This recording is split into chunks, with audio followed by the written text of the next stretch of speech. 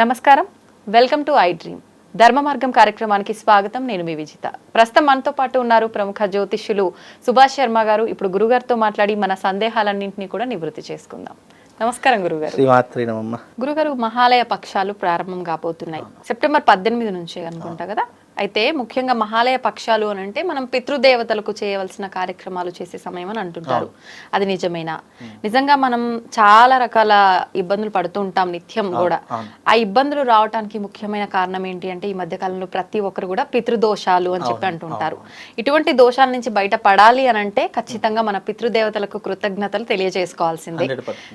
మనం నార్మల్ గా చేసే క్రతువుల కన్నా కూడా ఈ మహాలయ పక్షాల్లో చేసే క్రతువులకి ఎక్కువ ఫలితం ఉంటుందంటారు కదా. ఎటువంటి క్రతువులు ఆచరించాల్సి ఉంటుందంటారు? చాలా మంచి ప్రశ్న అమ్మ, తప్పకుండా తెలియజేస్తాను. ముందుగా ప్రేక్షకులందరికీ శ్రీమాత్రే నమః, శ్రీ గురుభ్యో నమః.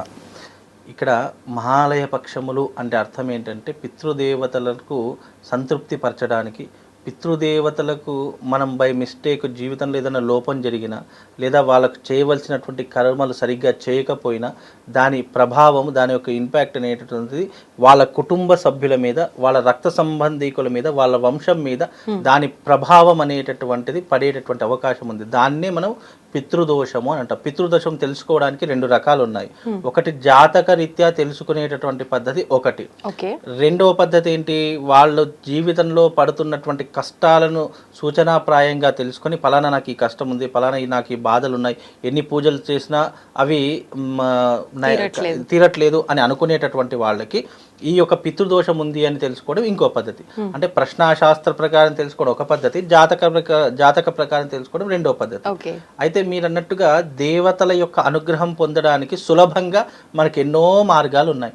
కానీ పితృదేవతల యొక్క అనుగ్రహము, వాళ్ళ ఆశీస్సులు, వాళ్లకు మనము చూపించేటటువంటి కృతజ్ఞతాభావం తెలపడానికి చాలా కష్టతరమైనటువంటి రోజులు ఈ యొక్క పితృపక్షాలు.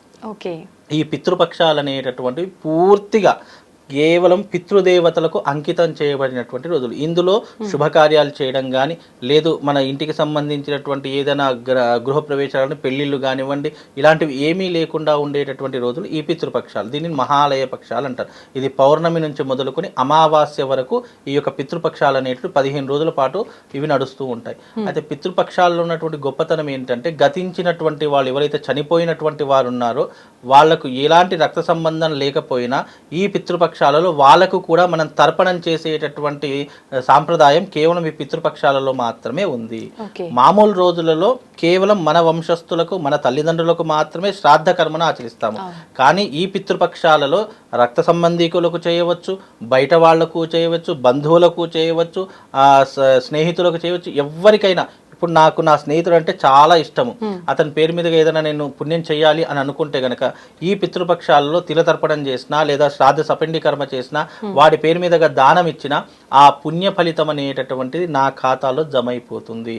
పుణ్యాన్ని ఈజీగా సంపాదించుకోవడానికి, మన కర్మ ఫలితాన్ని తొలగింపజేసుకోవడానికి, పితరుల యొక్క సంపూర్ణమైనటువంటి అనుగ్రహాన్ని పొందడానికి ఈ యొక్క మహాలయ పక్షాలు మనిషి జీవితంలో చాలా కీలకమైనటువంటి రోజులుగా మనం భావన చేసుకుంటాం. బ్రతికి ఉన్నప్పుడు మన తల్లిదండ్రులని ఏ రకంగా బాధ పెడతామో మనకు తెలియదు. ఒకవేళ బాధ పెట్టినా అయ్యో మన బిడ్డలే కదా అని చెప్పేసి వాళ్ళు ఓపికగా ఉన్నా, ఆ బాధ, ఆ కష్టము, ఆ యొక్క నొప్పి అనేటటువంటిది భగవంతుడు ఏం చేస్తాడు, వీళ్ళ తల్లిదండ్రులు, జన్మించిన తల్లిదండ్రులకు వీడు ఇబ్బంది పెట్టాడు అని చెప్పేసి మన ఖాతాలో పాపాన్ని మూట కట్టేస్తాడు. అది మనకు తప్పు కాకపోవచ్చు, అయ్యో మన వాళ్ళే అని అనుకోవచ్చు. కానీ ఈ యొక్క నేచర్లో, ఈ యొక్క శాస్త్రమునందు ఏంటి అంటే, మనకు ఏదైతే కరెక్ట్ అనిపిస్తుందో, మనకి ఏదైతే ఈజీ అని అనిపిస్తుందో అది ఎప్పటికైనా తప్పుగానే భగవంతుడు పరిగణలోకి తీసుకుంటాడు. అయ్యో నా తల్లిదండ్రులే కదా, ఒక మాట అంటే తప్పేముందిలే అని అనుకున్నాం అనుకోండి, అది నీ దృష్టిలో తప్పు కాకపోవచ్చు, కానీ ధర్మం దృష్టిలో తప్పు. ధర్మం అనేటటువంటిది అందరికీ ఒకే రకంగా ఉంటుంది. ఉన్నవాడికి ఒకలాగా, లేనివాడికి ఒకలాగా ఉండదు ధర్మం. కాబట్టి నువ్వు గతించిన నీ తల్లిదండ్రులకు వాళ్ళ యొక్క అనుగ్రహాన్ని నువ్వు పొందడానికి, వాళ్ళను నువ్వు స్మరణ చేసుకోవడానికి ఉన్నటువంటి ఏర్పడినటువంటి రోజులే పితృపక్షాలు. పితృపక్షాలలో ముఖ్యంగా గంగా స్నానం ఆచరించాలి, పితృదేవతలకు తర్పణాలు చేయాలి, పితృదేవతల యొక్క పేరుల మీద దాన ధర్మాలు ఆచరించాలి, పితృదేవతల పేరు మీదుగా కొన్ని పుణ్యమైనటువంటి కార్యక్రమాలు చేయాలి.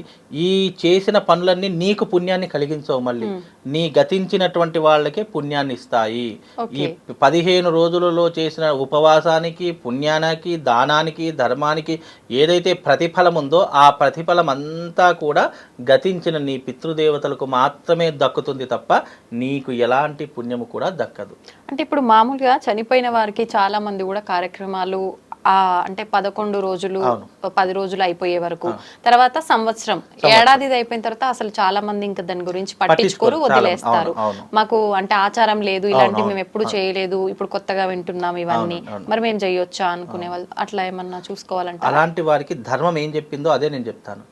ధర్మము ఎవ్వరికైనా పుట్టుక చావు ఎవ్వరికైనా సమానమే, అందులో తారతమ్యాలు కానీ భేదాలు కానీ ఏమీ లేవు. కానీ మనం పెరుగుతున్నటువంటి క్రమ పద్ధతి ఏదైతే ఉంటుందో దాని తగినట్టుగా ఆచారాలు, వ్యవహారాదులు, సాంప్రదాయాలు అనేవి పుట్టుకొచ్చాయి. కొన్ని కులాల వారికి ఈ పిండ ప్రదానం అనేటటువంటిది కానివ్వండి, ఈ యొక్క శ్రాద్ధ కర్మ అనేటటువంటిది, గంగా స్నాన విధి అనేటువంటి కొంతమంది కులస్తులకు ఉండదు. మరి కొంతమంది కులస్తులకు ఏంటి, ఎవరైతే యజ్ఞోపవీతం ధరిస్తారో, ఎవరైతే ఈ యొక్క గాయత్రి మంత్రాన్ని ఉపదేశం తీసుకుంటారో, లేదా పెళ్ళైన తర్వాత పెళ్లిలో ఎవరికైతే ఉపవీతం వేస్తారో వాళ్ళందరూ కూడా పితృకర్మలను, ఈ యొక్క శ్రాద్ధ కర్మలు తప్పనిసరిగా ఆచరించాలి. అందులో వైశ్యులు, అలాగే ఈ వైశ్యులు అంటే కోమటి వాళ్ళు, అలాగే బ్రాహ్మణులు, క్షత్రియులు, అలాగే ఈ 3 కులస్తులకు అన్ని రకాలైనటువంటి విధి విధానాలు ఉంటాయి. ఇక శూద్రులకైతే ఏమీ ఉండదు. అంటే శూద్రులు అంటే ఎవరు అని అంటే కనుక, ఎవరైతే ఈ యొక్క యజ్ఞోపవీత ధారణ లేనటువంటి వారు ఉంటారో, ఎవరైతే ఈ యొక్క కర్మలను ఆచరించకుండా కులానురకంగా పెరిగినటువంటి వాతావరణ రకంగా కొన్ని ఉండవో వాళ్ళు ఇలాంటివి పాటించరు. కానీ ధర్మం ఏం చెప్పింది, పుట్టుక చావు అందరికీ సమానమైనప్పుడు నువ్వు పుట్టుకకు చావుకి అదే రకమైనటువంటి కర్మలను ఆచరించమని చెప్పింది. కాకపోతే ఇవి రానున్న కాలంలో ఏమైపోయిందంటే అన్ని కనుమరుగైపోయి కొంతమంది చేసుకుంటున్నారు, కొంతమంది చేసుకోవట్లేదు. అందుకే భగవంతుడు ఏం చేశాడు, ఇలాంటి మహాలయ పక్షాలలో కనీసం వారి పేరు మీద తర్పణం వదలడం, తిల తర్పణం చేయడము, అలాగే వాళ్ళ పేరుల మీదుగా నువ్వు కనీసం దానము, ధర్మము ఆచరించడం అనేటువంటిది. మనము వస్త్రదానం ఆచరించాలి, వస్త్రదానం చేయాలి, అలాగే వాళ్లకు అన్నదానం చేయాలి, అలాగే వాళ్ళకి ఎవరైతే ఇబ్బందులలో ఉన్నారో వాళ్ళకి కనీసం నీటి దానము లేదా వసతి దానము ఏదో ఒకటి దానం అనేటటువంటిది చేస్తూ ఉండాలి. దానాలలో అనేక దానాలు ఉన్నాయి. నువ్వు చెప్పులు దానం చేసినా, గొడుగు దానం చేసినా, కనీసం దీపదానం చేసినా ఆ పుణ్య ఫలితం అంతా కూడా నీ పెద్దలకు ముట్టి ఆ యొక్క పుణ్యం వల్లనే వాళ్ళు ముక్తిని పొందుతారు. మరి నాకు ఈ మధ్యకాలంలో ఒక వ్యక్తి ఒక క్వశ్చన్ వేశాడు, గురుగారు మా నాన్నగారు చనిపోయి 5-6 సంవత్సరాలు అయిపోయింది, ఇప్పుడు నేను ఇది చేయడం వల్ల ఆయనకు ఎలాంటి పుణ్యం కలుగుతుంది, అసలు ఆయనకు ఈ పుణ్యం ఎలా ముడుతుంది అనే క్వశ్చన్ అడిగారు. ఎప్పుడైతే పితృదేవతలు అనేటటువంటి వారు గతించినటువంటి 3 తరాల వాళ్ళు ఎప్పటికీ కూడా అంటిపెట్టుకునే ఉంటారు. ఆ 3 తరాలకు ఎప్పటికీ కూడా ముక్తి దొరకదు. ఒకటి నీ తండ్రి, రెండవది వాళ్ళ తండ్రి, మూడవది వాళ్ళ తండ్రి, అంటే ముత్తాత, తాత, తండ్రి. ఈ ముగ్గురు కూడా 3 పిడిలు ఉంటాయి ఒక కుటుంబానికి, ఒక వంశానికి. ఆ 3 పిడిలు ఎలా విడిపోతాయి అని అంటే గనక, ఇప్పుడు మా నాన్నగారు చనిపోయారు, మా తాతగారు చనిపోయారు, మా ముత్తాత గారు చనిపోయారు. ఇందులో మా నాన్నగారు చనిపోయిన తర్వాత మా ముత్తాత గారి నాన్నగారు ఎవరైతే ఉన్నారో వాళ్ళు ముక్తిని పొందుతారు. మళ్ళీ ఈ 3 జనరేషన్స్ అలాగే ఉంటాయి. అంటే ఏదైతే జనరేషన్లో ఈ 3 పిడిలు అంటామో ఆ 3 పిడిలు అలాగే ఉంటాయి. వాళ్ళ యొక్క ముక్తిని పొందడానికి, వాళ్ళు పుణ్యాన్ని జమ చేసుకోవడానికే మనం చేసే కర్మలు తప్ప ఎప్పుడో 5 సంవత్సరాల కింద చనిపోయారు, 10 సంవత్సరాల కింద చనిపోయారు అనేటటువంటి తారతమ్యాలు ఎప్పుడూ కూడా పెట్టుకోకూడదు. ఎందుకంటే ఒక జీవి మన శరీరం వదిలిపెట్టిన తర్వాత ఈ సోల్ ఏదైతే ఉంటుందో మళ్ళీ అది మరొక దేహాన్ని పొందడానికి ఎంత కాలం పడుతుందో మనకు తెలియదు. కాబట్టి మనం చేసే పుణ్యం ఎంతైతే పుణ్యం చేస్తామో మళ్ళీ ఆ సోల్ ఆత్మ ఏదైతే ఉంటుందో మరో దేహంలోకి ప్రవేశం చేయాలి అంటే అతడు చేసుకున్న పుణ్యమేంటి, అతడు చేసుకున్న పాపమేంటి, ఇవన్నీ లెక్క వేసేసి ఇప్పుడు చాలామంది కొంతమంది అనుకుంటారు, అయ్యో నేను ధనవంతుడి ఇంట్లో పుడితే బాగుండేది, నేను ఉన్నవాడి ఇంట్లో పుడితే నాకు లగ్జరీ లైఫ్ ఉండేది అని అనుకుంటాము. అతడు చేసుకున్న పుణ్యం వల్ల అతడు లగ్జరీ లైఫ్ అనుభవించాలా, లేదా ఫుట్పాత్లో ఉన్నటువంటి రోడ్డు మీద పడుతున్నటువంటి జీవితం అనుభవించాలా అనేటటువంటిది మనం చేసుకున్న పుణ్యము, లేదా మనం గతించిన తర్వాత, మనం పోయిన తర్వాత కూడా పుణ్యాన్ని ఎలా సంపాదించుకోవాలి కావాలంటే ఇదిగో ఇలా గతించినటువంటి వారికి తన కుటుంబ సభ్యులు, తన వంశస్థులు ఎవరైతే ఈ యొక్క దాన ధర్మాలు చేస్తారో, ఎవరైతే ఇలాంటి పుణ్యాన్ని చేస్తారో ఆ పుణ్యం జమ అయిపోయి ఉత్తమ జన్మను పొందడానికే ఇవన్నీ కర్మలు. ఇక్కడ ఈ యొక్క మహాలయ పక్షాలంటే ఏదో చేసినటువంటి కాదు, పుణ్యాన్ని సంపాదించుకోవడానికి మనల్ని ఇప్పుడు మన కళ్ళ ముందర తిరిగినటువంటి వ్యక్తులు మనల్ని వదిలిపెట్టి వెళ్ళిపోయిన తర్వాత వాళ్లకు ఏ రకమైనటువంటి ముక్తిని ఇవ్వాలి అనేటటువంటి ఆలోచన విధానం నుంచే ఈ మహాలయ పక్షాలు అనేటటువంటి జరుగుతాయి తప్ప ఈ మహాలయ పక్షం అనేటటువంటిది వాళ్ళ యొక్క స్మారకం కోసం, వాళ్ళ యొక్క స్మరణ కోసము వాళ్ళకు పెట్టే ప్రతిదీ కూడా పుణ్యాన్ని ఇచ్చేటటువంటిది. కాబట్టి అలా చేసుకోవడం ద్వారా ఈ మహాలయ పక్షాలు అనేటటువంటివి మనకు చాలా చేరువగా వాళ్ళ యొక్క అనుగ్రహాన్ని, వాళ్ళ యొక్క ఆశీర్వాదాన్ని మనం పొందడానికి సులువైనటువంటి మార్గమే ఈ మహాలయ పక్షాలు. గురుగారు, ఇప్పుడు చాలా మంది మీరు అన్నారు తర్పణం వదలాలి అని చెప్పి, కానీ ఈ తర్పణం ఇలాంటి కార్యక్రమాలు చాలా వరకు చేయరు కదా. చనిపోయిన వారికి వాళ్ళకి ఇష్టమైన పదార్థాలు వండి అలా ఫోటో పెట్టి పక్కన పెట్టడం ఇలాంటివి చేస్తుంటారు కదా, అది దాని ఫలితం కలుగుతుంది? 100%. ఇప్పుడు ఏ రకంగానైతే ఈ మానవ జీవితంలో సూక్ష్మమైనటువంటి జీవితం ఒకటి ఉంది, స్థూల జీవితం అనేటువంటిది ఒకటి ఉంటుంది. సూక్ష్మమైనటువంటిది జీవితం అంటే ఏంటి? ఈ శరీరం వదిలిపెట్టిన తర్వాత ఆ వ్యక్తి గాలి రూపకంగా ఉండొచ్చు, అంటే వాయు రూపకంగా ఉండొచ్చు, అదే రకంగా జల రూపకంగా ఉండొచ్చు, ఈ పంచభూతాత్మకమైనటువంటి రూపాలలో ఏదో ఒక రూపం దాల్చవచ్చు. అలా దాల్చినప్పుడు ఏమవుతుంది? ఆ యొక్క జీవి మన ఇంటి చాలా మందికి తెలియనటువంటి విషయం ఏంటంటే, ఈ శరీరం వదిలిపెట్టిన తర్వాత ఆ సోల్ ఏదైతే ఉంటుందో అది 3 తరాల వరకు మన వంశం మీదనే ఉంటుందట. ఆ వంశం మీద ఉన్నప్పుడు అది ఏం కోరుకుంటుంది?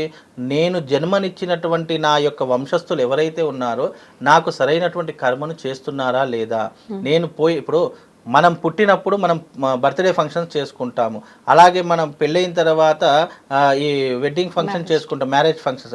అంటే బ్రతికి ఉన్నటువంటి మనిషికి ఎలాగైతే కొన్ని ఫంక్షన్స్ చేస్తామో గతించినటువంటి వారికి కూడా అలాంటివే ఉంటాయి. దాన్నే మనం శ్రాద్ధ కర్మ అంటూ ఉంటాము. అలాగే వాళ్ళు చనిపోయిన తర్వాత వర్ధంతి అని అంటూ ఉంటాము. ఇవన్నీ ఎందుకు అంటే, ఆయన చనిపోయినటువంటి రోజున ఆయనను మనం గుర్తు తెచ్చుకొని వాళ్ళు పలానా ఆయనకి ఇష్టమైన, అయ్యో నా తండ్రి గారు బతుకుంటే ఇవి ఇష్టంగా తినేటటువంటి వారని చెప్పేసి అంటున్నారు. అలా ఆయనకి ఇష్టమైనటువంటి నైవేద్యాలు పెట్టడం ద్వారా ఏమవుతుంది? ఆ నైవేద్యం పెట్టడం ఆ ఆత్మ సంతృప్తి అవుతుంది. ఆ గతించిన వాళ్ళకి ఆత్మ సంతృప్తి అయి ఈ నైవేద్యం మళ్ళీ ఏం చేయాలి? పడేయకూడదు. తన ఇంట్లో ఉన్నటువంటి కుటుంబ సభ్యులు మాత్రము ఆ నైవేద్యాన్ని ప్రసాదంగా అందరూ కూడా స్వీకరించాలి. అది ఏదో ఆయన వస్తాడు తింటాడు అనేటటువంటిది భావన కాదు. కాకపోతే ఆయనను స్మరించుకు, ఇప్పుడు భగవంతుడు దగ్గర నైవేద్యం పెడతాము, ఆయన ఏదో వచ్చి తింటాడని కాదు. అదే నైవేద్యం 10 మందికి ప్రసాదంగా ఎలాగైతే పంచుతామో ఇది కూడా ప్రసాదంగా నీ కుటుంబ సభ్యులు మాత్రమే. మళ్ళీ ఇందులో ఏంటి చిత్రం అంటే, అది కేవలం నీ కుటుంబ సభ్యులు మాత్రం, బయట వాళ్ళు ఎట్టి పరిస్థితుల్లో కూడా తినకూడదు. ఇది కూడా అంటే బయట వాళ్ళు, ఇప్పుడు నా ఫ్రెండ్ వచ్చాడు, లేదంటే ఇంకొకరు వచ్చారు వాళ్ళకి నేను పెడతానంటే అది కూడా పెట్టకూడదు.